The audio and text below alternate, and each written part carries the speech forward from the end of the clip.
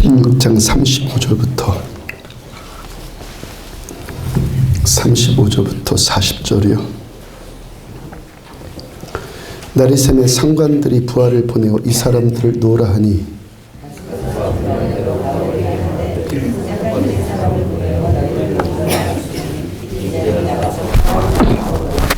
바울이 이르되 로마 사람인 우리를 죄도 정하지 아니고 공중 앞에서 때리고 옥에 가두었다가 이제는 가만히 내보내고자 하느냐 하니라. 아니라 그들이 친히 와서 우리를 데리고 나가야 하리라 하는데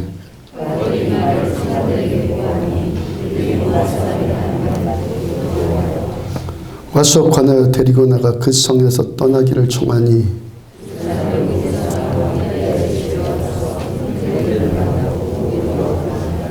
아멘. 압력을 받을 때, 삶의 압력을 받을 때 라는 제목으로 사도행전 249번째 말씀 전해드리도록 합니다. 초등학교 들어갈 나이가 되었는데도 아직도 아이가 말을 못합니다. 말을 알아듣기는 하는 것 같은데 말은 못해요. 그 병원에 가서 진찰하고 상담을 했는데 이 아이가 말 못하는 것이 언어 구조나 이 기능이 잘못되었기 때문에 그것이 말 못하는 것이 아니라는 거예요. 충분히 말할 수 있는 혀나 입의 구조를 가졌고 그 성대도 완벽하다는 거예요. 그 의사가 상담을 해보니까 이 아이가 말을 못하는 것은 스트레스 문제입니다. 압력 문제.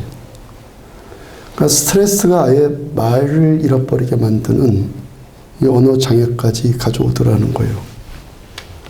오늘이 주일이고 또 오늘 안식일이니까 우리가 지금도 누리는 이 은혜, 이 복이 무엇이겠습니까?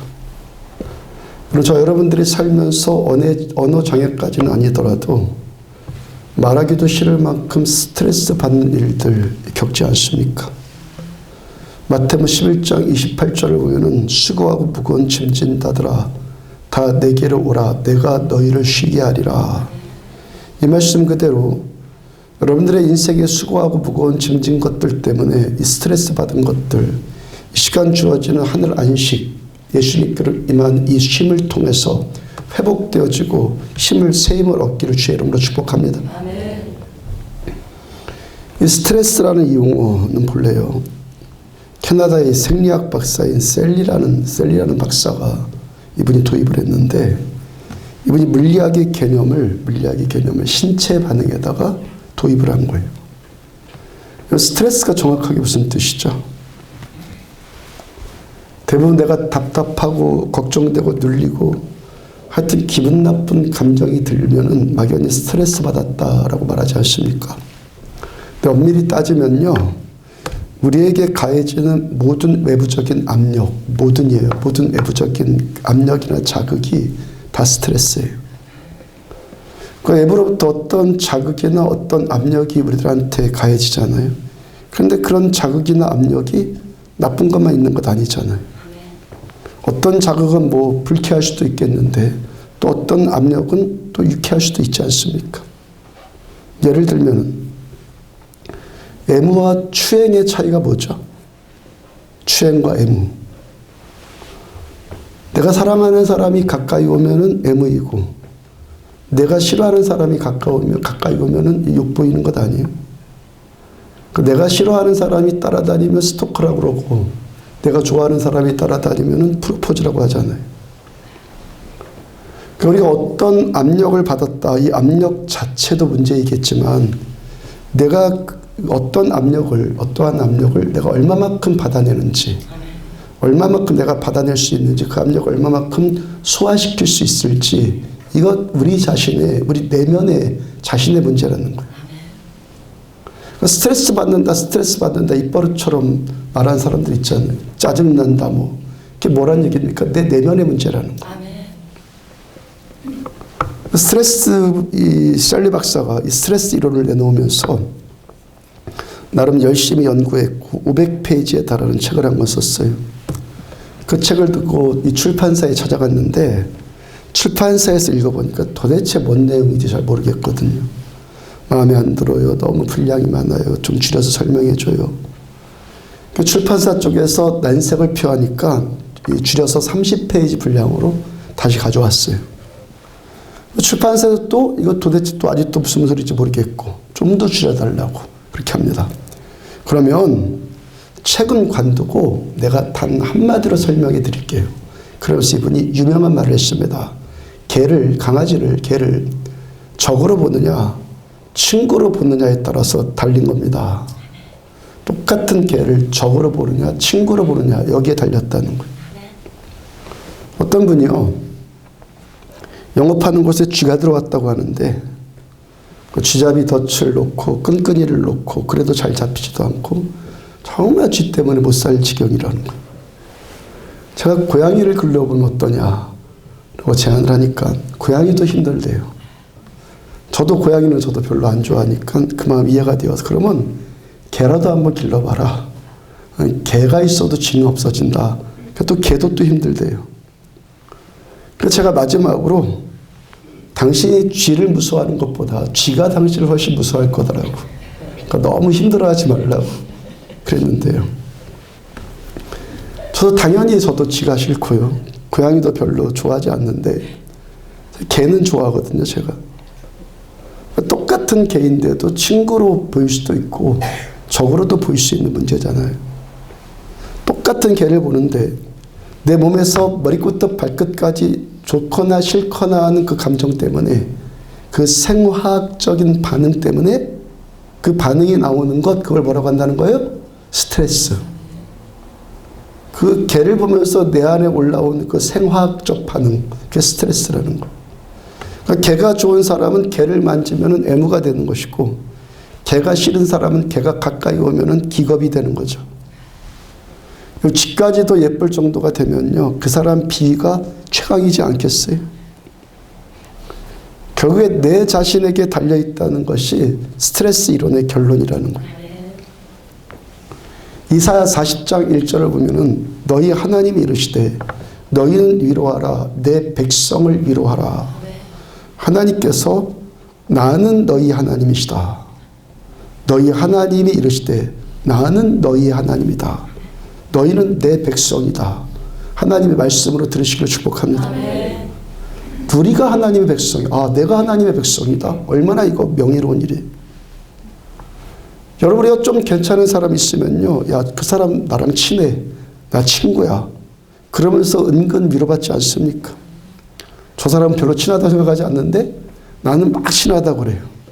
그리고 은근히 그 사람과 내가 좀 비슷한 것 같이 하면서 어떤 그런 것들을 얻어내려고 어필 같은 거를 얻어내려고 하지 않아요.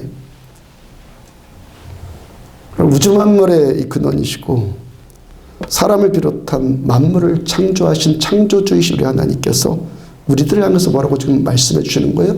나는 너의 하나님이다. 너는 내 백성이다.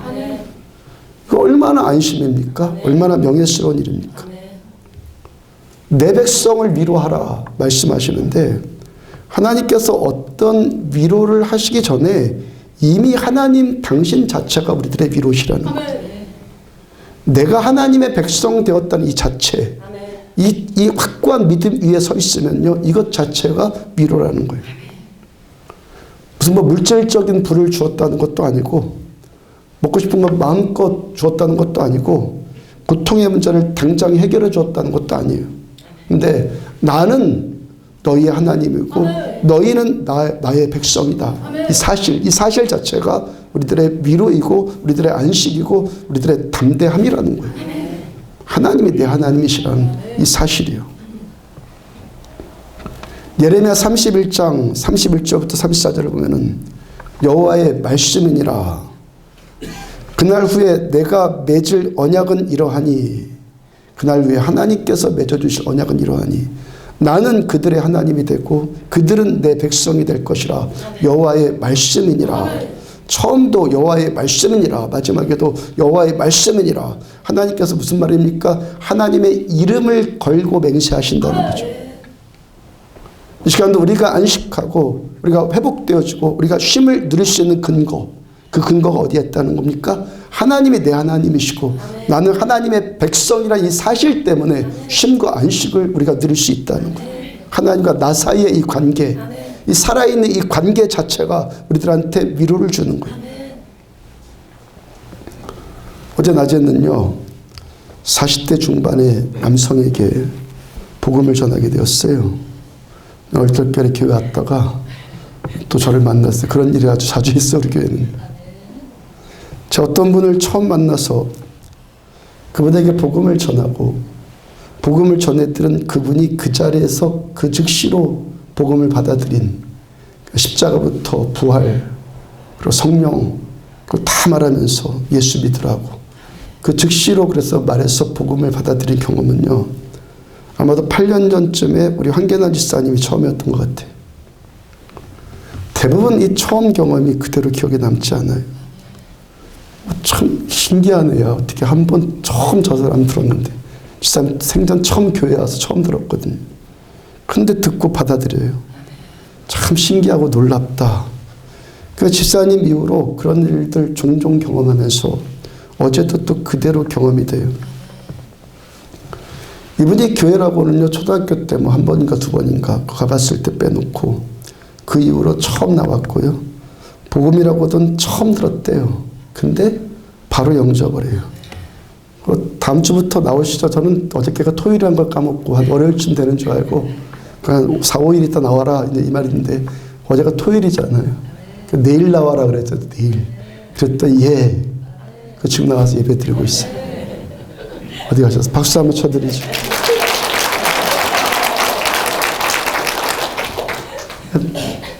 열심히 사시느라고 오전에도 일을 하셨는데 약속 지키려고 그냥 이렇게 오셨다고요.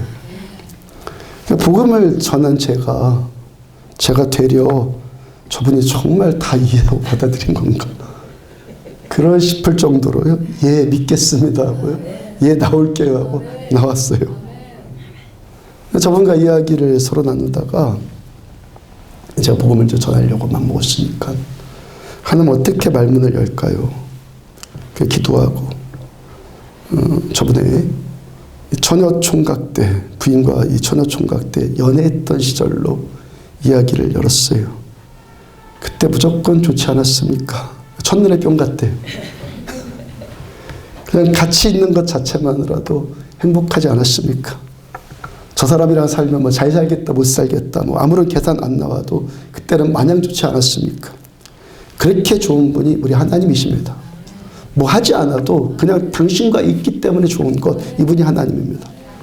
사람과의 관계는요, 아무리 부부관계라 할지라도 그 로맨스가 점점 시간 지나면서 얇아질 수 있습니다. 그러나 하나님과의 관계는 시간이 갈면 갈수록 더 두터워집니다. 우리 하나님과는 권태기라는 것 없습니다. 알면 알수록 우리 하나님은 더 좋은 분이기 때문에. 알면 알수록 좋은 분이라. 알려고 안 해서 그렇지 알면 알수록 더 좋으신 분. 하나님이 뭘 도와주셨다, 뭘 하셨다 이런 것은 그 다음 이야기란 말이에요. 하나님의 존재 자체, 그분의 존재 자체가 우리의 힘이시고 우리의 도움이시라는 거예요. 시편 136편 1절을 보면은 여호와께 감사하라. 그는 선하시며 그 인자하심이 영원하심이로다. 시편의 이 구절뿐만이 아니라 성경이 계속해서 이거 말씀하잖아요. 하나님은 선하시다. 하나님이 인자하시다. 그 시간이 얼마만큼입니까? 영원. 잠깐만 선하신 게 아니에요. 내가 잘할 때만 인자하신 것이 아닙니다. 하나님은 영원토록 선하시고 영원토록 인자하시다는 거예요. 완전한 선하심과 영원한 인자하심만 있는 우리 하나님께 우리가 이 시간 우리 하나님께 이 시간 받아들여져요. 하나님께 우리가 이 시간 받아들여져서 하나님과 함께 있는 것 자체만으로도 우리들의 행복이라는 거예요. 하나님은요, 우리에게 스트레스 받지 않으세요. 스트레스 받지 않으시니까 우리를 다 받으시는 거예요. 하나님께서 나를 다 받아주신다는 것을 아니까 나 또한 하나님을 향해서 스트레스 받을 일 없는 거예요. 어떤 아이가 몹시 말썽을 부립니다. 좀 가장에서요, 하루도 성할 날이 없이 집에 들어와요. 그저 언제나 자기 이마가 깨져서 들어오든지 아니면 남의 집 아이 이마 깨놔갖고 그 병원비 물어주든지 그 엄마가 아이를 볼 때마다 짜증이 나는 거예요. 볼 때마다 스트레스 받습니다. 야, 이놈아 또 싸웠냐? 넌 어찌 그래 네 아버지를 닮았어? 하루도 성할 날이 없냐? 하루는 하도 스트레스 받으니까요. 그 다니는 교회 목사님 찾아가서 어떻게 하면 좋겠습니까? 하고 상담을 요청을 했어요. 목사님이 내가 들어보니까요. 아이에게는 문제 없는 것 같아요. 네. 어머니가 생각 바꾸면은 아이가 달라지겠습니다. 네. 조언을 했어요. 문제안은 없고 문제 엄마만 있는 겁니다. 네. 그 어머니가 그 조언을 깊이 새기고 뉘우치고 회개했습니다.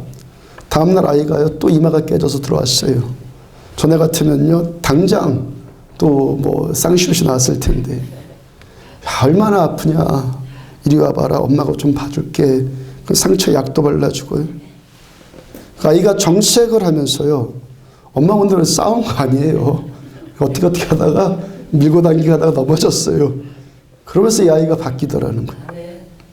아이의 모습 그대로를 받아주니까. 아이의 있는 모습 그대로를 받아주니까 그러니까 엄마가 아이를 받아줄 수 있을 만큼의 그릇이 되니까 아이가 바뀌더라는 거예요. 이사야서 40장 아까 그 말씀 내 백성을 이루어라.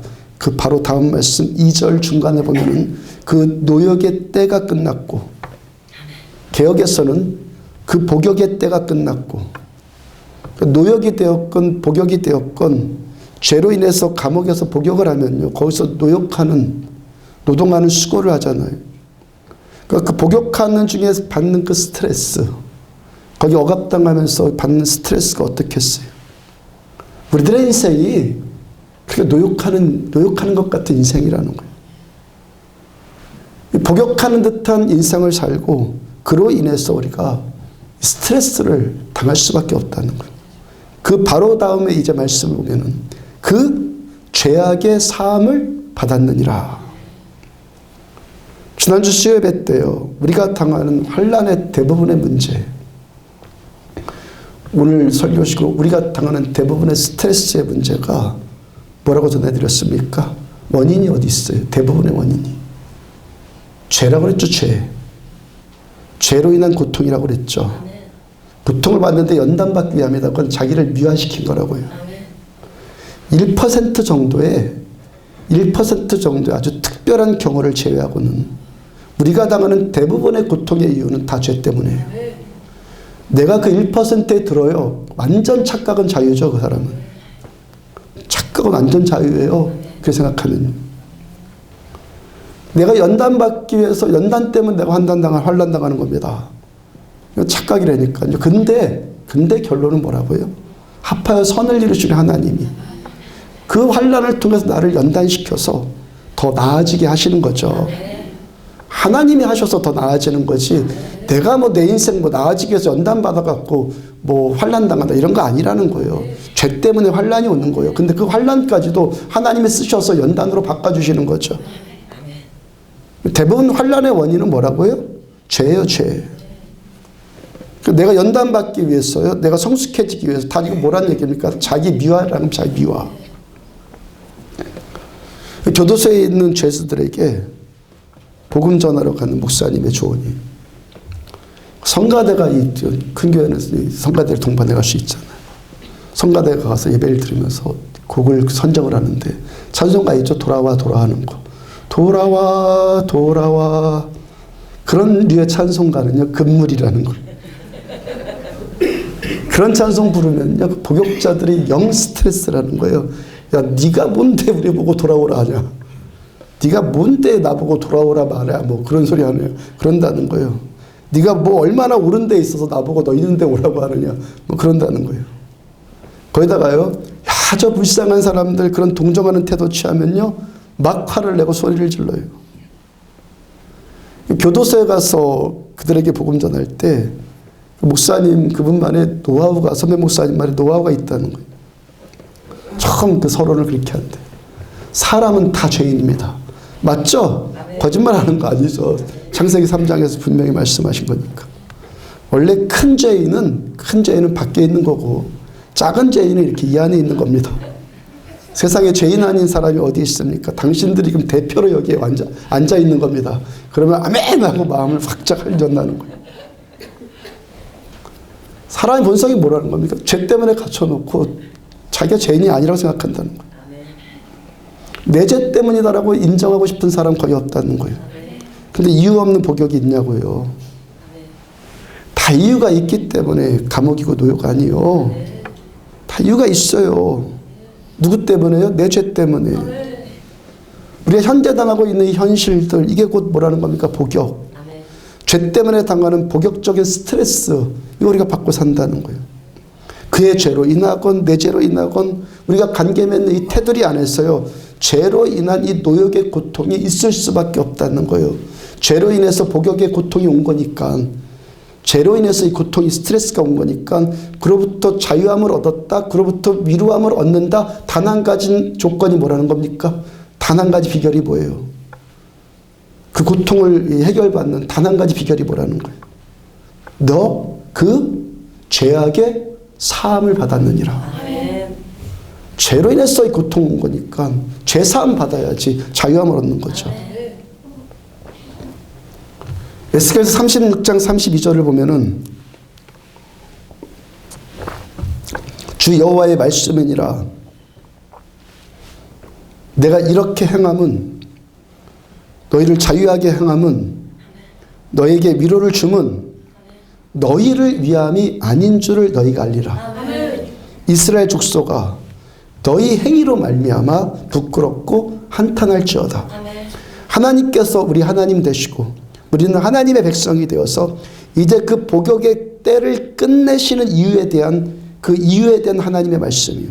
너희를 위함이 아닌 줄 너희가 알리라. 여러분, 우리가 은혜 받는다는 것, 은혜를 받는다는 것은 내가 잘하고 내 행위가 올바르기 때문이 아니라는 거예요. 우리는 오늘도 여전히 우리 행위로 말미암아 부끄럽고 한탄해야죠. 이 자리에 앉아있으니까 전부 다 예배 드리면서 경건한 표정들 다 하고 있는데 집에 돌아가서 여러분들 남편과의 관계, 자녀들과의 관계 보면 뻔하지 않습니까? 뻔하지 않냐고요. 그 우리의 그 어떤 것들로 인해서 여전히 우리는 부끄럽고 한탄할 수밖에 없는 존재들이에요. 우리가 은혜 받는다면은 나에게 이유가 있고 내가 뭐 특별해서 그런 것이 아니라는 거예요. 오직 하나님의 그 인자와 영원하신 인자와 자비 때문에 우리가 은혜 받는 거죠. 시편 136편 23절을 보면은 우리를 비천한 가운데서도 기억해 주신 이에게 감사하라. 그 인자하심이 영원하미로다. 하나님의 영원한 인자하심이 어떻게 표현됩니까? 우리가 비천에 있을 때도 우리들을 기억해 주신 우리 하나님. 대부분의 사람들, 어떤 사람이 비천해지면 잘 지내다가도 그를 멀리 하잖아요. 하나님, 어떤 하나님? 우리가 비천할 때도 기억해 주신 하나님. 이렇게 종교적으로 이렇게 경건한 모양으로 앉아있을 때 뿐만이 아니라 여러분들의 삶 가운데서 그 비참한 가운데서도 우리들을 기억해 주니 하나님. 성경에서요, 창세기, 출애굽기 등의 그 앞부분에서, 성경의 앞부분에서 기억하다라는 단어를 찾아보면요, 대부분이 누가 기억하는 거, 주어가 누구로 나오냐면 하나님으로 나와요. 하나님이 기억하신다는 거예요. 하나님이. 창세기 9장 16절을 보면은 무지개가 구름 사이에 있으리니 내가 보고 나 하나님과 하나님 보고 나 하나님과 모든 육체를 가진 땅의 모든 생물 사이에 영원한 언약을 기억하리라. 하나님께서 이제 다시는 내가 물로 세상을 심판하지 않겠다. 이 언약을 하나님이 기억하시겠다. 하나님이 기억하시겠다. 창세기 19장 보면은 하나님께 소돔 땅을 멸하실 때 아브라함을 기억하셔서 아브라함의 조카 롯을 구원해 주세요. 출애굽기 2장 25절을 보면은 하나님이 이스라엘 자손을 돌보셨고 하나님이 그들을 기억하셨더라. 하나님께서 이스라엘 자손들을 기억하셨는데 언제 기억하셨다고요? 그 바로 직전 23절을 보면 이스라엘 자손은 고된 노동으로 말미암아 탄식하며 부르짖으니 그 고된 노동으로 말미암아 부르짖는 소리가 하나님께 상달된지라.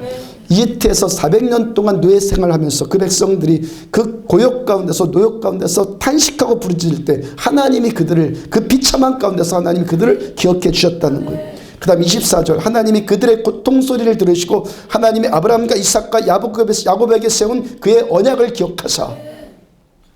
잘해서 기억해 주신다고요? 아니라는 거예요. 잘한 사람 있어요? 아니잖아요. 죄로 인해서 우리가 비천해져 있을 때, 이들이 고통으로 탄식할 때 하나님이 여전히 기억해 주신다는 거예요. 하나님, 우리가 죄로 인해서 고통받고 있는 이 순간일지라도, 우리가 그래서 비천해져 있을 때도 우리 하나님께서는 나를 기억해 주신다는 거예요. 창세기 40장 23절을 보면은 술 맡은 관원장이 요셉을 기억하지 못하고 그를 잊었더라. 사람이 기억했다라는 단어의 첫 구절, 성경에서 첫 구절. 사람이 기억합니까? 했다는 겁니까? 못했다는 겁니까? 요셉을 기억하지 못하고 그를 잊었더라. 감옥에 갇힌 요셉이 술 맡은 관원장한테 은혜를 베풀어 줬고, 나중에 당신 감옥에서 나가면 나를 좀 기억해 주세요라고 부탁을 하죠. 근데 이 사람 어땠다고요? 요셉을 기억하지 못하고 그냥 잊어버렸어요. 사람은 주로 기억하지 않지만 하나님이 기억하신다는 거예요. 누가복음 6장 35절 중간을 보면은 그는 은혜를 모르는 자와 악한 자에게도 인자하시느니라. 지난주에도 말씀 전해드렸죠. 하나님 은혜 모르는 자, 그 은혜 까먹고 배은망덕한 자까지도 하나님 앞에서는 하나님 그를 인자하게 대해주신다고. 왜 우리가 이 시간 위로를 얻고 은혜를 받는다는 겁니까? 주체는 오직 하나님이에요. 나에게서 이유 찾지 마세요. 주체는 오직 하나님. 하나님이 나를 다 받아주시기 때문에. 저 요즘에 고백드리는 것이요, 어떤 사람이 용납되어지는 것은, 지난주부터 소그룹 모임 때는 수협회 때도 고백드린 것 같은데, 저 어떤 사람이 용납되어지는 것이 그 순간 제가 예수님의 마음에 붙들리니까 용납이 되더라 라고 고백을 한단 말이에요. 저 여기까지 목회하는 동안에요, 어떤 한 사람을 통해서는 야, 7번씩 7번 용서하는 것이 이런 것이겠구나, 그런 걸 경험한 적도 있었거든요. 그 사람 용서할 때마다 정말 힘들었거든요. 속 터지려고 하는 것을 억지로 참으면서요, 또 받아주고 또 받아주고 그랬어요. 그래 제가 누구한테 잘 상담하거나 뭐 그런 성격 잘 아니잖아요. 근데요, 제 인생 가운데 앞으로 그런 일 처음이자 마지막일 것 같아요. 선배 목사님들 7분에게 제가 상담을 받았어요. 그 문제를 놓고 내가 어떻게 하면 좋겠냐고, 도대체 내가 지금 문제가 있어 저 사람을 못 받아들이는 거냐, 막 상의를 막 드렸을 정도란 말이에요. 내 선배님들, 목사님들 모두가 한결같이 그만두게 해라. 근데 제가 또 참고 또 데리고 가요. 근데 속이 터지는데요, 70번씩 7번 그때마다 계속 속이 터져요, 저는. 그래서 제가 용량이 작은데 70번씩 7번 용서하려고 하니까 이게 되겠냔 말이죠. 온갖 스트레스를 받으면서 받아주는 거예요. 온갖 스트레스를 다 받으면서. 그래서 제가 머리가 휘었잖아요, 이렇게. 70번씩 7번. 그 할 수 없이 또 개척하다 보니까 뭐라고 하면 그냥 팍 나가버리니까. 그 참으니까. 네. 최근에 경험되어지는 용서는요, 그렇게 속 터져서 되는 용서가 아니더라는 것이죠. 하나님, 저 사람을 향한, 저 행동을 향한 하나님의 마음은 뭐죠? 그 순간 하나님을 인정해 드려요. 그러면요, 신기하게도 스트레스 안 받고 용납이 돼요. 신기해요. 그 순간 주님의 마음이 저한테 임하니까 주님의 마음으로 그가 용납이 되는 거죠. 제가 저의 용량으로 용납하는 것이 아니라 저 사람을 향한 주님의 인자와 자비, 그죠? 배은망덕할지라도 그에게 인자를 베풀어 주, 우리가 측량할 수 없는 하나님의 은혜, 이 은혜가 저한테 흘러 들어와서 그 은혜로 대하는 거죠. 제가 그럴 때마다 직접 경험이 된 우리 주님의 마음이 어떠한 줄 아십니까? 우리가 피차 관계 안에서 저 사람 분명히 잘못했단 말이에요. 누가 뭐래도 잘못했어요. 그때 우리들 어떤 생각 듭니까? 당신이 얼마나 잘못됐는지 알려주고 싶고, 말하고 싶고, 고쳐주고 싶고, 내가 당신 때문에 얼마나 스트레스 받는지 그거 말하고 싶잖아요. 이럴 때 말한다고 해서 저 사람이 잘못을 고친다거나 그걸 돌이킨다거나 그러기보다는 어떻게 됩니까? 관계만 더 오히려 나빠지죠. 그러니까 참아야 돼요. 그러니까 참으려고 하니까 더 힘든 거죠.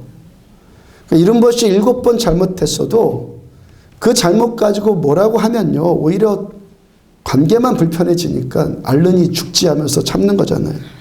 이럴 때 속이 터지는 거예요. 그러니까 이러지도 못하고 저러지도 못하고 그러니까 속이 터져요. 근데 최근에 경험되는 것이 이 상황에 대한 주님의 마음을 주세요. 저 사람의 저 행동을 향한 주님의 마음을 제가 알게 해주세요라고 제가 기도한단 말이죠. 그러면 신기하게도 그 속 터지는 듯한 그 스트레스가 눈 녹듯이 제 안에서부터 녹아버려요. 그 사람이 용납이 되는데 그 사람 모습 그대로 그냥 받아들여지는 거예요. 주님은요, 우리들 향해서 스트레스 받지 않으세요. 억지로 막 속 터져 하면서 우리들을 용납하지 않으시고요. 저 여러분들 있는 모습 그대로 우리 주님은 우리를 용납해 주시는 거예요. 그러니까 우리가 이 시간도 우리 주님 곁에 있다는 것, 우리 주님의 임재 안에 있다는 이 자체만으로도 안식이 누려지는 것이고 위로가 경험되어지는 거예요. 이튿날 금요일 날 인터넷 포털 사이트에 올라온 연합뉴스에서 본 기사입니다. 한 부부가 미국의 이 코네티컷주에 살고 있는데 남편의 이름은 존 베타이고 나이가 104세예요. 부인의 이름은 앤 베타이고 나이가 100살이에요. 이분들이 현재 미국에서 최장수 부부이고 2016년 올해로 84년째 해로하고 있다고 그래요.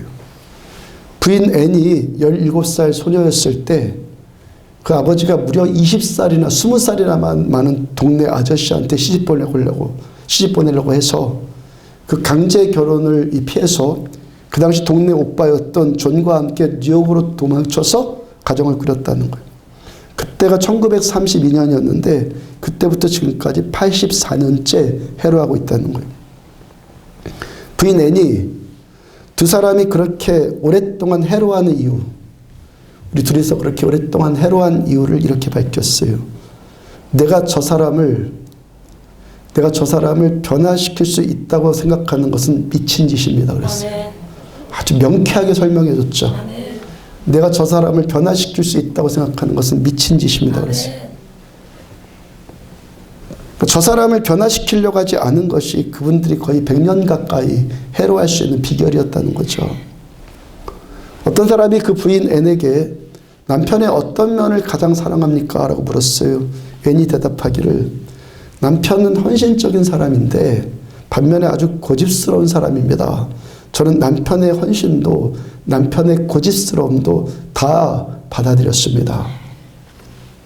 이분들의 딸 이름이 주디인데 이 주디도 아빠를 닮아서 고집스러운 데가 있지만 저는 주디에게 왈가왈부하지 않습니다. 그랬어요.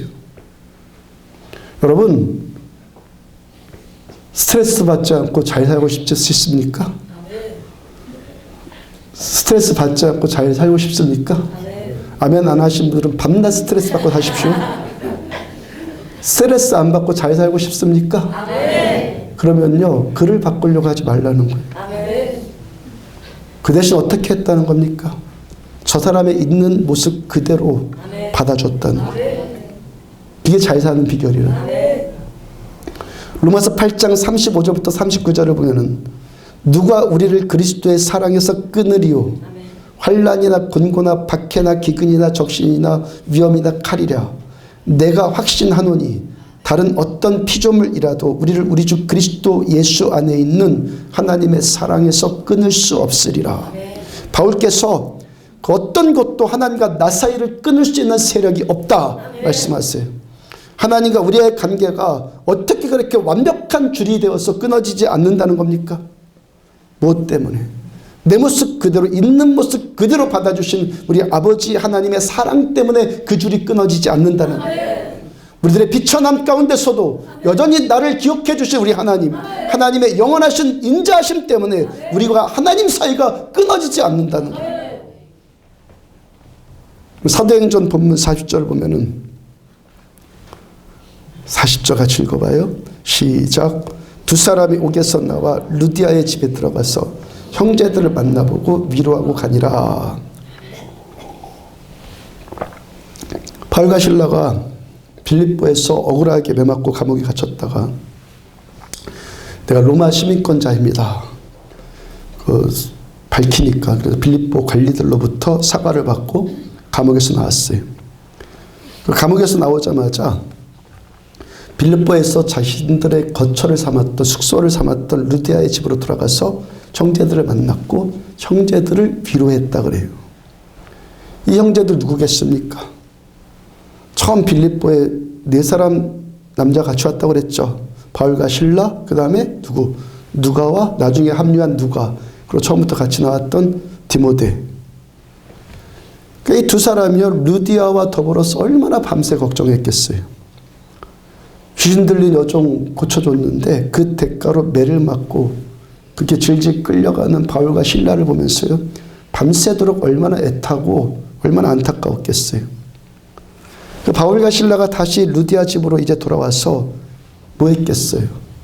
밤새 겪었던 일 말해줬겠죠. 밤에 감옥에서 하나님을 찬양하는데 옥토가 흔들렸다. 감옥문을 잠그고 있었던 문빗장이 그냥 풀어졌다. 수갑이 그냥 끊어졌다. 그러면서 간수와 그 가족들에게 복음을 전했더니 복음이 증거되어졌다. 그들이 다 구원받았다. 루디아의 집에서 밤새 한숨도 못 자면서 애타했던 그들이 그 이야기 전해 듣고 얼마나 안심되었고 얼마나 위로가 되었겠어요. 형제들을 만나보고 위로하고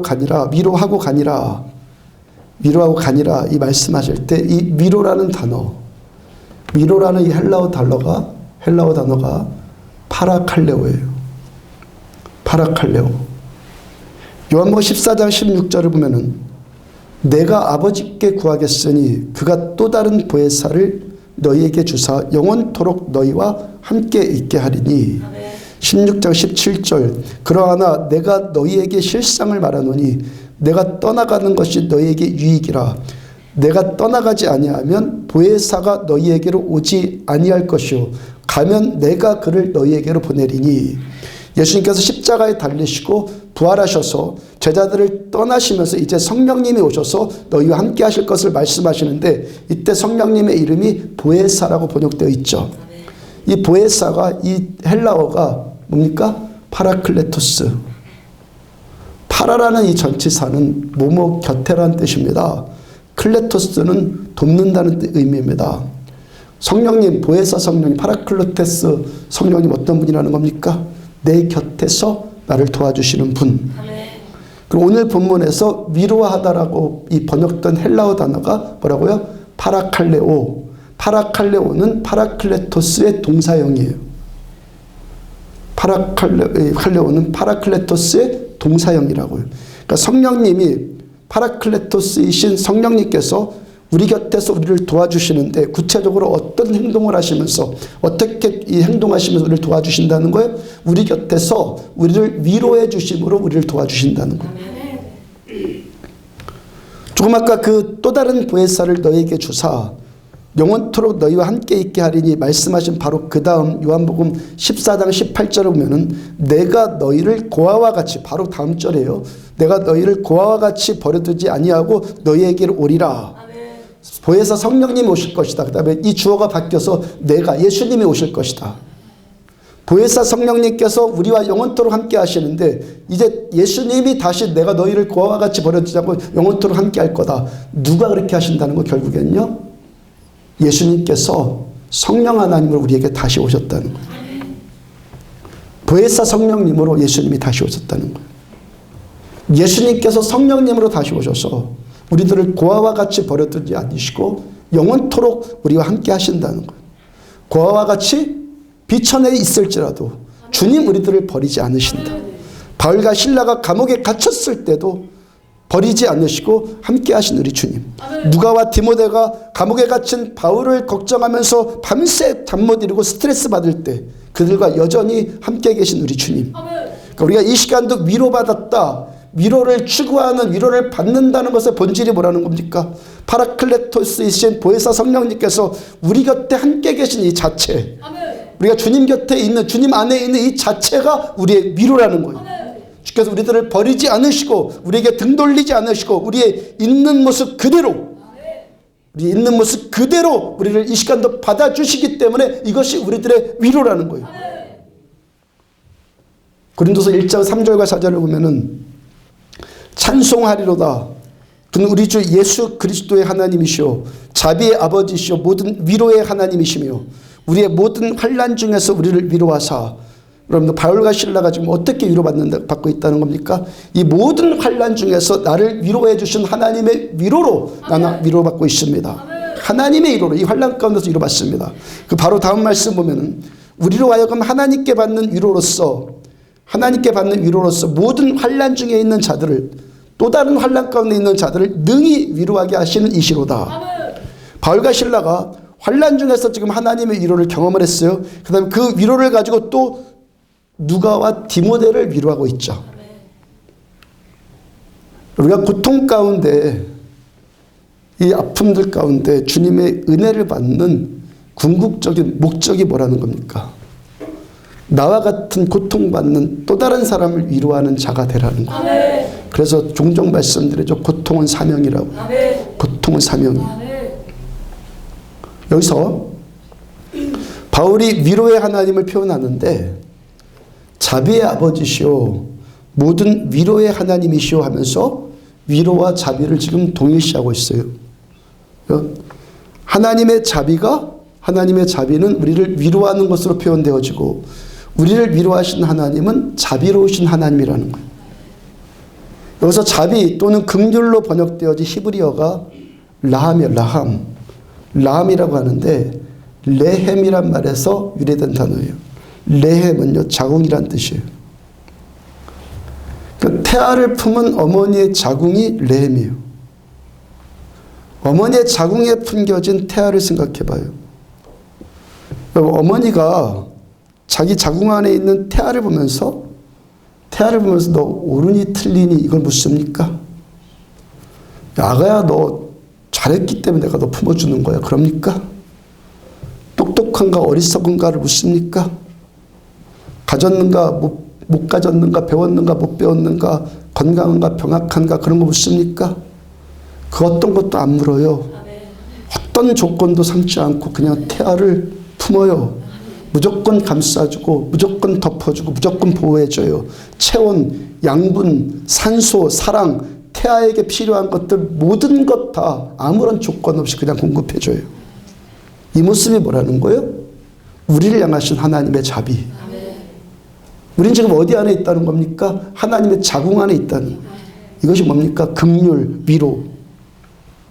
주님 품 안에 있는 이 자체가 우리들의 위로이고 우리들의 안식이라는 거예요. 아까 내 백성 위로하고 그 노역의 때가 끝났고 죄사함 받았다 라고 말씀하신 이사야서 40장 바로 그 다음 절 3절이에요. 외치는 자의 소리여 이르되 너희는 광야에서 여호와의 길을 예비하라. 자, 위로해라. 내 백성을 위로하겠다. 이 노역의 때가 이제 끝났다 말씀하시면서 이 주님이 오실 건데 그 길을 예비해라. 사막에서 우리 하나님의 대로를 평탄하게 하라. 우리가 주님 곁에 머물러 있고 주님께서 우리를 어머니의 자궁처럼 품어주신 그 위로, 이 위로를 누리기 위해서 우리가 예비해야 될 것이 있다는 거예요. 우리가 해야 될 것. 하나님께서 이 시간도 우리들을 마음껏 품어주시도록 주님께서 오실 길을 나한테 임하신 그 임재, 성령 하나님의 임재의 길을 내가 평탄하게 하라는 거예요. 이 시간도 주님께서 어머니의 자궁처럼 우리들을 품어주시고 마음껏 위로해 주시도록 주님께서 이 시간 우리에게 임재하시도록 주님 오실 길을 우리가 준비해야 될 것이 있다는 거예요. 그 다음 4절 골짜기마다 도두어지며 산마다 언덕마다 낮아지며 구르지 아니한 곳이 평탄하게 되며 험한 곳이 평지가 될 것이요 골짜기마다 돋아져라. 무슨 얘기입니까? 푹 꺼진 것들 솟아나. 어떤 죄로 인해서 어떤 불순종으로 인해서 어떤 고통으로 인해서 하나님 나 같은 자도 용서해 주실까? 하나님 나 같은 자도 받아주실까 하는 그런 심령이 있습니까? 하나님께서 우리들을 용서해 주시고 하나님께 우리들을 위로해 주시는 것은 우리의 행위 때문이 아니라는 것. 에스겔서를 비롯한 성경의 모든 말씀을 믿으십시오. 믿으십시오. 하나님이 나한테 자비를 베푸시는 것은 내 행위 때문이 아니라는 것을 믿으십시오. 하나님께서 우리가 비천에 있을지라도 여전히 우리 하나님은 우리를 기억하신다는 것을 믿으십시오. 사람은 우리들을 기억하지 않을지라도 하나님은 우리를 기억하신다는 것을 믿으십시오. 나는 소망 없다고 생각할지 모르겠지만 하나님이 나를 사랑하시니까 나에게 여전히 소망이 있는 거예요. 하나님께서 나를 하나님의 자녀 삼아 주셨기 때문에 나는 하나님의 자녀가 된 거예요. 영접하는 자 곧 그 이름을 믿는 자들에게는 하나님의 자녀가 되는 권세를 주셨으니 주님 말씀하세요. 우리는 하나님을 믿음으로 하나님 자녀가 되었고 이제부터 하늘 아버지로부터 임하는 모든 혜택들을 누릴 수 있는 권세가 우리들한테 주어졌다는 거예요. 그러므로 내 가난함, 병든 것, 못 배운 것, 실패한 것, 과거의 상처들로 인한 어떤 회한들, 후회들 그것들을 어떻게 하라는 거예요? 믿음으로 툭툭 털어버려요. 누구를 믿어요? 말씀을 믿어요. 하나님을 믿는 거예요. 내가 살아왔던 내 현실을 믿는 게 아니라 하나님이 나한테 이렇게 말씀해 주셨으니까 하나님의 말씀을 믿는 거예요. 그 말씀 붙들고 다 털어버리는 거예요. 내가 내 인생 바라보니까 비천한 것밖에 안 보이죠. 하나님이 나를 바라보시면 비천하지 않아요. 이사야서 43장 1절 중간에 보면은 너는 두려워하지 말라. 내가 너를 구속하였고 내가 너를 지명하여 불렀나니 너는 내 것이라. 그 다음 3절 내가 내 눈에 보배롭고 존귀하며 내가 너를 사랑하였은즉. 하나님께 택한 받은 우리들 어떤 자라는 거예요? 보배롭고 존귀한 자들, 사랑받는 주의 자녀들. 제가 우리 안디옥 교회 개척할 때 이 말씀 받았다고 그랬죠. 이 말씀 붙들고 지난 30년 13년 동안 여기까지 온 거예요. 그럼 2절을 보면은 내가 물 가운데로 지날 때 내가 함께 할 것이라. 강을 건널 때 물이 너를 침몰하지 못할 것이며 내가 불 가운데로 지날 때 타지도 아니할 것이요 불꽃이 너를 사르지도 못하리니. 물이 없었다는 거 아니요. 불이 없었다는 것 아니요. 불 가운데 지나가는데 제가 안 타요. 물에 빠졌는데 제가 거기에 빠져 죽지 않아요. 하나님께서 물 가운데 지날 때도 저와 함께 하셔서 물에 침몰당하지 않았고 불 가운데 지날 때도 제가 타지 않았다는 거예요. 그 이유가 어디에 있다는 거예요? 우리는 하나님의 소유된 자녀들이기 때문에 하나님께서 우리들을 보배롭고 존귀하게 여겨주시기 때문에 잘해서 못해서 가져서 못 가져서 이런 것들 때문 아니라는 거예요. 주께서 우리들을 소유 삼아 주셨고 우리들을 보배롭고 존귀하게 우리 주님이 여겨주시기 때문에 그러므로 골짜기 같은 꺼진 것들 골짜기 끝까지 꺼져서는 하나님의 임재를 경험할 수 없단 말이에요.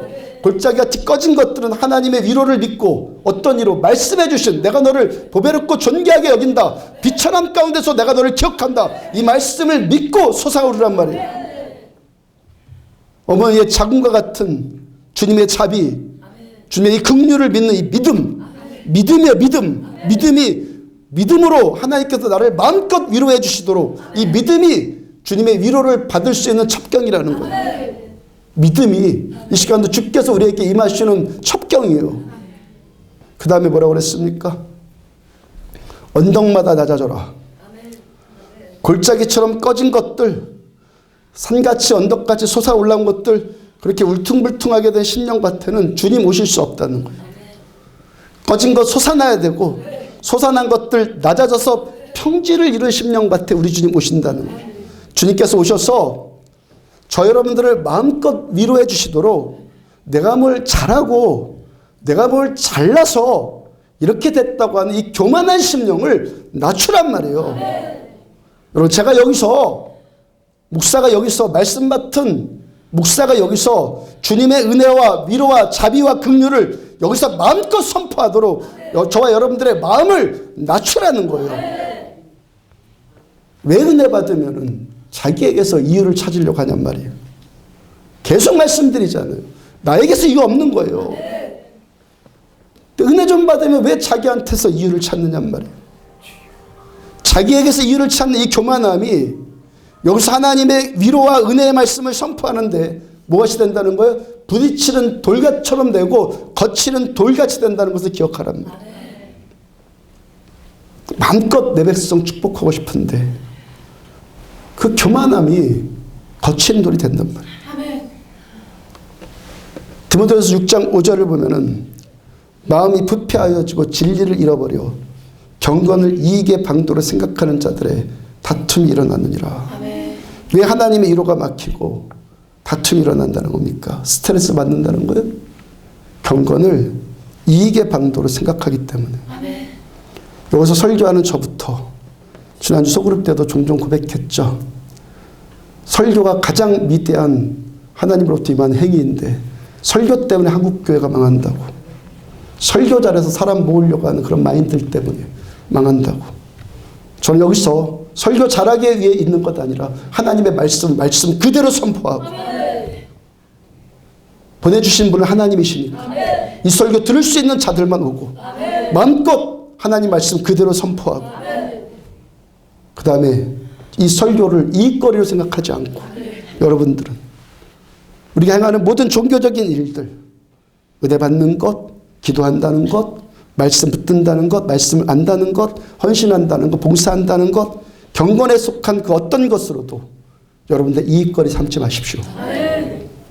그런 것을 자기로 높이고 자기가 인정받으려고 하고 내가 너보다 우월하다는, 내가 뭐 가장 은혜, 우리 구역에서 가장 성령 충만한다고. 여러분들 그런 마인드를 가지고는 하나님의 임재가 임할 수가 없단 말이에요. 자아도취거든요. 자아도취거든요. 그럼 그런 모습이 자꾸 보이면 제가 여기서 어떻게 말씀으로 마음껏 축복할 수 있냔 말이에요. 멜기세덱이 아브라함으로부터 11조를 받고, 멜기세덱이 아브라함으로부터 11조를 받고 아브라함을 마음껏 축복해줬죠. 아멘. 천사들이 아브라함의 영접을 받고 마음껏 축복해줬죠. 이삭이 들에서 사냥한 것으로 요리한 별미를 대접받고 그 아들 야곱 마음껏 축복해줬죠. 야곱이 그 12아들들을 한 명 한 명씩 축복하면서 특히 요셉에게는 너는 담장 너머로 뻗어난 가지처럼 무성하게 될 것이다 축복했죠. 민수기 6장 24절부터 27절 여호와는 내게 복을 주시고 너를 지키시기를 원하며 여호와는 그의 얼굴을 내게 비추사 은혜 베푸시기를 원하며 여호와는 그 얼굴을 내게로 향하여 드사 평강 주시기를 원하노라 할지니라 하라. 이렇게 축복해라. 그들은 이같이, 저는 목사는 이같이 내 이름으로 이스라엘 자손에게 축복할지 내가 그들에게 복을 주리라. 제가 여기서 축복하면 하나님 그대로 하신다는 거예요. 이 자리에서 이런 축복의 말씀을 선포해라. 축복의 말씀 선포할 때는. 근데 이렇게 마음껏 이 축복의 말씀 선포하고 제가 여러분들을 더 축복할 수 있도록 하나님께로부터 받은 은혜들, 경건에 속한 그 어떤 것을 가지고도 자신 높이려고 하지 말란 말이에요. 100% 하나님이 주신 것 가지고 비천에도 주셨는데 우리를 위해서 주신 것이 아니라 하나님의 그 자비 때문에, 그 레헴의 성품 때문에 하나님이 하신 건데 왜 내가 잘해서 은혜 받는다 착각을 하냔 말이야. 창세기 18장 27절 아브라함이 대답하이르되 나는 티끌이니 재와 같사오나 감히 죽게 아뢰나이다. 하나님 면전에 서서 아브라함이, 하나님 은혜가 나타나니까 아브라함의 반응이 뭐죠? 나는 티끌과 재 같습니다. 나 이렇게 잘났어요. 그러니까 은혜 받았죠. 그러지 않아요. 나는 티끌과 재 같습니다. 난 이렇게 중요한 인물입니다. 그러지 않고 하나님, 나는 하나님 앞에 무가치한 자입니다. 욥기 42장 6절 그러므로 내가 스스로 거두어드리고 티끌과 재 가운데서 회개하나이다. 욥이 하나님의 은혜를 더 깊이 만나니까 뭐라고 합니까? 이제 내 자기 존재, 내 자아의 존재를 내가 거두어드립니다. 이제까지 내가 자기를 사랑했고 내가 중요하고 내가 귀했는데 이제부터는 내 존재를 하나님 앞에 스스로 소멸시키겠습니다. 아멘. 이사야 6장 5절 그때 내가 말하되 화로다 나여 망하게 되었도다. 그때가 언제? 하나님이 임재하신 때. 이사야가 하나님의 임재 앞에 서니까 저주받아 망할 수밖에 없는 자신이 발견되는 거예요. 그리고 5장 8절 시몬 베드로가 이를 보고 예수의 무릎 앞에 엎드려 이르되 주여 나를 떠나소서 나는 죄인이로소이다. 시몬 베드로 사도가 예수님을 처음 만나니까 그 앞에 팍 꿇어엎어서 뭐라고 합니까? 주님 나를 떠나소서. 주님 제가 마땅히 은혜 받을 자죠. 그러니까 사도로 뽑혔죠. 그러니까 내가 이런 은혜를 누리죠. 그러지 않고 하나님 저는 이런 은혜 받을 자격이 없는 자입니다. 바울 내가 죄인 중에 계시입니다. 은혜 받으면 우리 안에 있는 자아가 미워지기 시작하는 거예요. 부끄러워지기 시작하는 거예요. 한탄이 나오기 시작하는 거예요. 은혜 받으면. 그 은혜 받은 참 은혜 받은 것의 증거는 나르시즘이 깨지기 시작해요. 최고의 기독교의 최고의 장르물이 자기애라고 그랬죠. 나르시즘. 이 나르시즘이 진짜 은혜가 임하면 깨지는 거예요. 가짜 은혜 받으니까 은혜 받았다고 자기를 자꾸 솟아올리죠. 자기를 높이죠. 진짜 은혜 하나님의 임재 앞에 서면 내가 깨지기 시작하는 거예요. 우리의 마음밭이 하나님을 믿어서 믿음입니다. 현실 보는 내 관찰력이 아니에요. 믿음으로 말씀을 믿음으로 꺼진 것들을 일으켜 세우십시오. 그리고 언덕들은 낮추십시오. 이렇게 꺼진 것들이 솟아나고 높아진 것들이 낮아져서 평탄할 때 평지를 이룰 때 위로의 성령님께서 우리에게 오신다는 거예요. 우리 곁에 고아처럼 내버려 두지 않으시고 끝까지 우리와 함께 해주신다는 거예요. 우리 하나님은 내가 못해서 안 하시고 내가 잘해서 하시는 분 아니에요. 하나님은요 하나님 때문에 하시는 거예요. 하나님의 그 성품 그 본질 때문에 그렇게 하실 수밖에 없는 하나님의 성품 때문에 그렇게 하시는 거예요. 그 인자와 자비가 영원하신 우리 하나님의 그 사랑 때문에 오늘도 우리를 위로하시는 거지. 우리가 뭐가 되어서 뭘 잘해서 그런 것이 아니라는 거예요. 그 인자와 그 자비를 믿고 하나님의 은혜 앞에 코가 땅에 닿도록 겸손해집시다. 하나님의 이 인자와 자비 앞에 이 코가 세워지는 건요 다 가짜 은혜 받는 거예요. 종교생활 받아가 해가지고 머리가 좀 커져가지고 내가 좀 뭘 안다 뭐 어른이다 선생이다 그러고 앉는 것이 진짜 은혜를 받기 시작하면 이 코가요 땅에 팍 닿을 정도로 엎드려지기 시작하는 거예요. 진짜 은혜 받자고요. 진짜 은혜. 진짜 위로 받자고요. 진짜 위로. 내 감정이 조금 뭐 만져지는 뭐 노래하다가 오늘 뭐 이 감정이 나를 이 정도가 아니라 성령 하나님 진짜 오셔서 나를 완전히 수술해 주시는 그 은혜를 누리자는 말이에요. 바울과 실라 위로하시고 그들을 통해서 또 디모데와 누가와 루디아를 또 위로하시고 그 하나님의 이 위로가 우리 모두에게 하나님의 위로가 나 스스로 뭐를 어떻게 하는 게 아니라 하늘의 우리 하나님의 위로가 우리들 모두에게 임하는 참 하나님의 자녀들 되기를 주의 이름으로 축복합니다.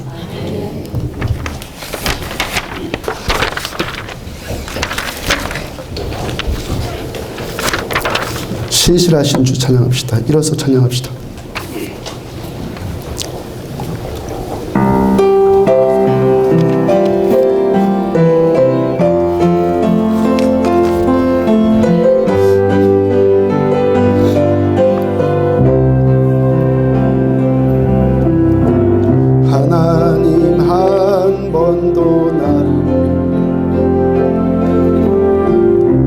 실망시킨 적 없으시고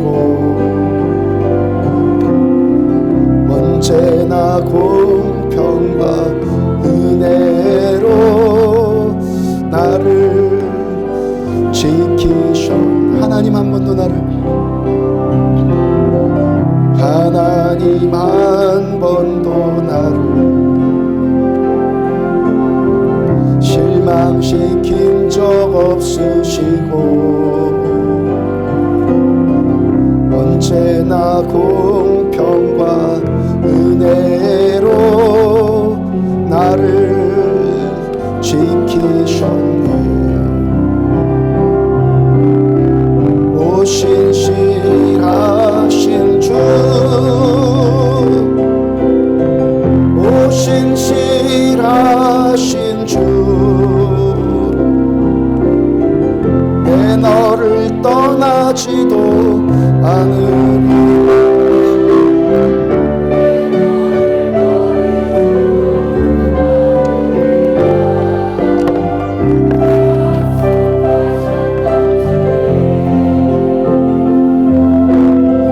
그 약속을 지키사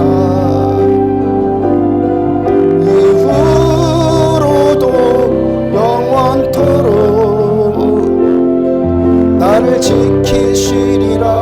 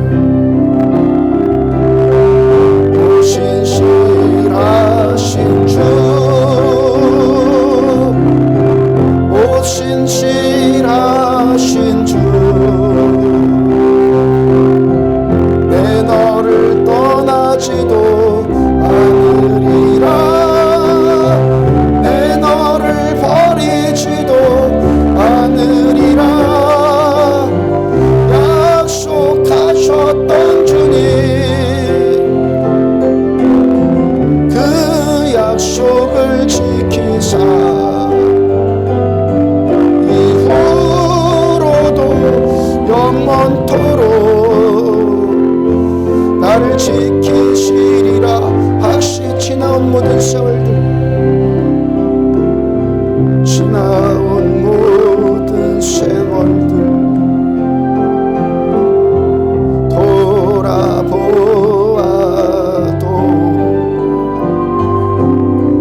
그 어느 것 하나 주의 손길 안 미친 것 전혀 없네. 오신실하신 주, 오신실하신 주, 내 너를 떠나지도 않으리라. 내 너를 버리지도 않으리라. 약속하셨던 주님, 그 약속을 지키사 이후로도 영원토록 나를 지키시리라 확신하네. 너는 담장 너머로 뻗은 나무 가지에 푸른 열매처럼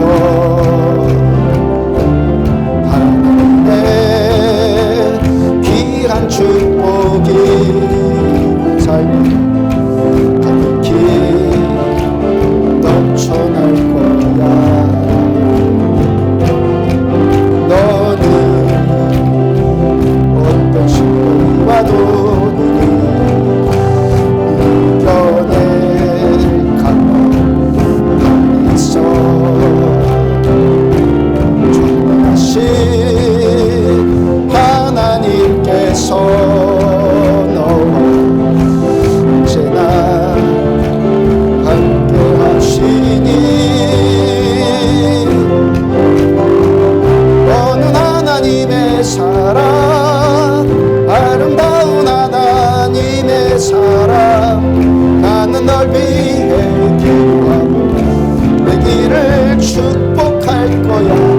너는 하나님의 선물, 살아스런 하나님의 열매, 주의 품에 꽃 피운 나무가 되어줘. 너는 담장 너머로, 너는 담장 너머로 뻗은 나무 가지에 푸른 열매처럼 하나님의 귀한 축복이 삶에 가득히 넘쳐날 거야. 너는 어떤 시련이라도 능히 이겨낼 강한 팔이 있어. 존귀하신 하나님께서 너와 언제나 함께 하시니 너는 하나님의 사랑, 아름다운 하나님의 사랑. 나는 널 위해 기도하며 내 길을 축복할 거야. 너는 하나님의 선물, 사랑스러운 하나님의 열매, 주의 품에 꽃 피운 누가 되어줘. 너는 하나님의 사랑, 너는 하나님의 사랑, 아름다운 하나님의 사랑. 나는 널 위해 기도하고 내 길을 축복할 거야. 너는 하나님의 선물, 사랑스러운 하나님의 열매, 주의 품에 꽃 피운 나무가 돼. 너는 담장 너머로, 너는 뻗은 나무 가지에 푸른 열매처럼 하나님의 귀한 축복이 삶에 깊이 넘쳐날 거야. 너는 어떤 시련이 와도 이겨낼 강한 힘이 있어. 준비하신 하나님께서 너와 언제나 함께 하시니 너는 하나님의 사랑, 아름다운 하나님의 사랑. 나는 널 위해 기도하며 내 길을 축복할 거야. 너는 하나님의 선물, 사랑스러운 하나님의 열매, 주의 품에 꽃 피운 나무가. 너는 하나님의 사랑, 너는 하나님의 사랑, 아름다운 하나님의 사랑. 나는 널 위해 기도하며 내 길을 축복할 거야. 너는 하나님의 선물, 사랑스러운 하나님의 열매, 주의 품에 꽃 피운 나무가. 너는 담장농으로 뻗은, 너는 담장농으로 뻗은 나무 가지에 푸른 열매처럼 하나님의 귀한 축복이 삶에 가득히 넘쳐날 거야. 너는 어떤 시련이 와도 이겨낼 강한 힘이 있어. 주신 하나님께서 너와 언제나 함께 하시니 너는 하나님의 사랑, 아름다운 하나님의 사랑. 나는 널 위해 기도하며 내 길을 축복할 거야. 너는 하나님의 선물, 사랑스러운 하나님의 열매, 주의 품에 꽃 피운 나무가. 너는 하나님의 사랑, 너는 하나님의 사랑, 아름다운 하나님의 사랑. 나는 널 위해 기도하며 내 길을 축복할 주 하나님의 선물, 사랑스러운 하나님의 열매, 주의 품에 꽃 피운 나무가 되어줘. 말씀 붙들고 하나님을 더 깊이 알기를 원합니다.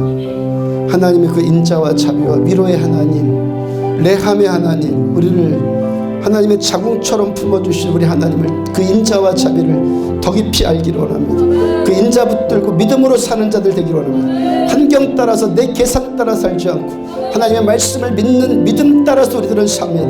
행여 교만해진 모습들 낱낱이 드러나게 하여 주시고 하나님의 영광을 가로채는 것들 주님 낱낱이 보게 하여 주셔서 통증까지 느껴질 수 있는 거룩한 심장들 되어지기 원합니다.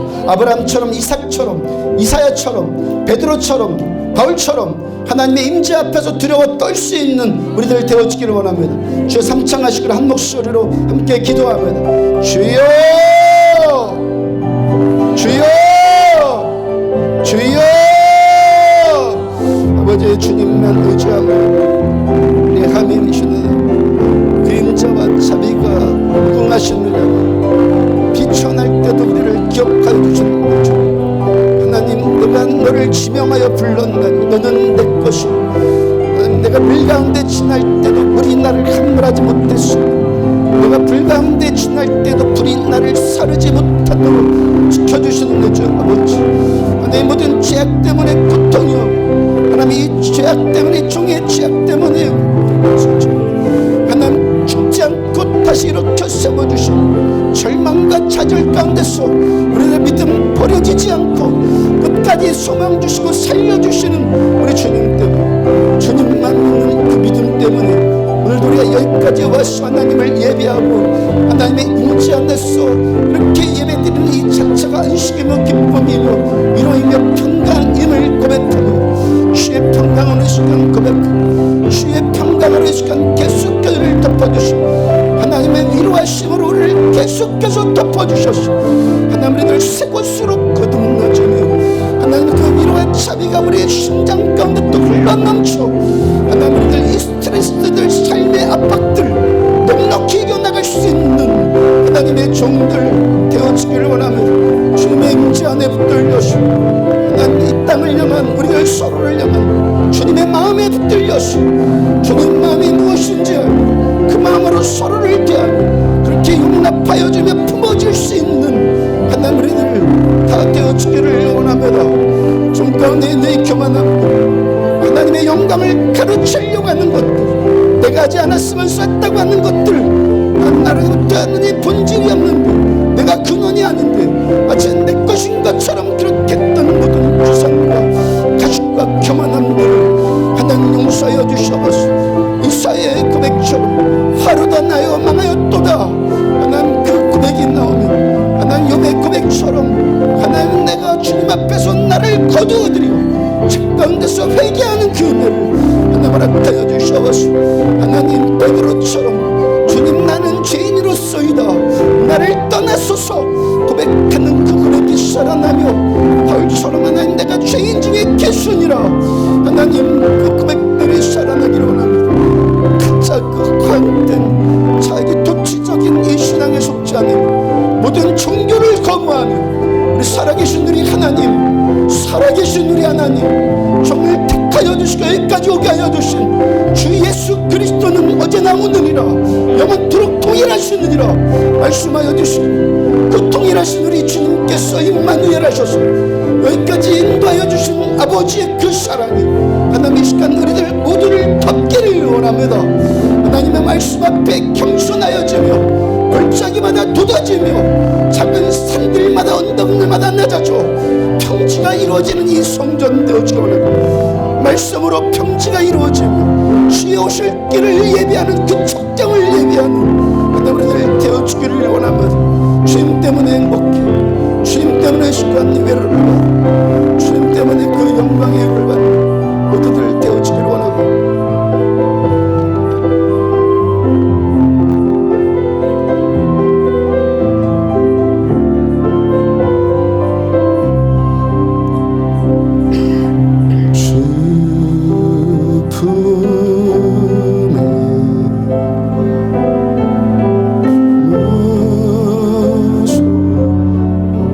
위로의 하나님,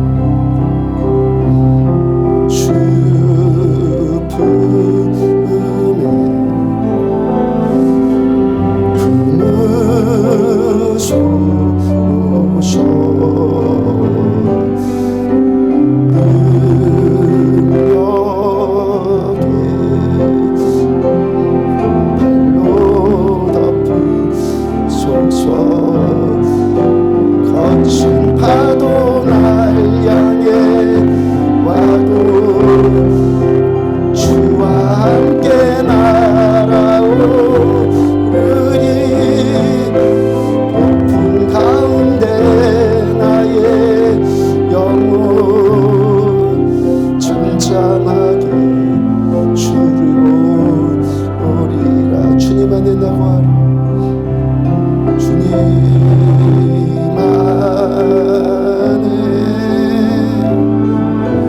거하리.